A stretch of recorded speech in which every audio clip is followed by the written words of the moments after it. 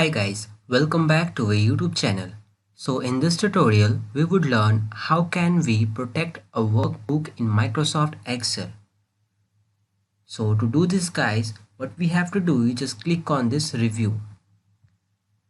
And here in this protect group, we have an option in the middle that is protect workbook. Just after clicking, you'll have this dialog box appeared where you have to set the password. Like here I'm selecting the password 123123 and then press OK.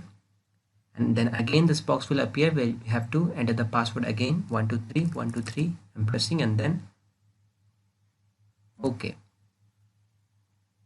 Now guys, if you select the sheet, any of the sheet of this workbook, then if you do right click over there, then you can't insert anything in the cell. You can't delete this sheet, you can't rename it, or you can't move or copy, and you can't hide, you cannot unhide, you can't provide any color to all the sheets. Okay, so basically you protected the sheet.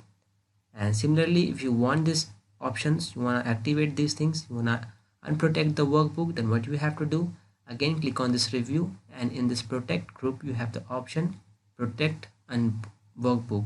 So what you have to do is just click on that and the password 123123 and then OK.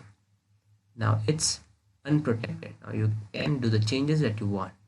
Okay, so this was protecting workbook guys. That's all for today. Thank you. If you really like the content, then please like the video and click subscribe to see more videos like this. And don't forget to share this video with others. You can find the link to complete basics to advanced Excel tutorial in the description below, or you can visit mahagurus.com to see lots of other software courses. Thank you.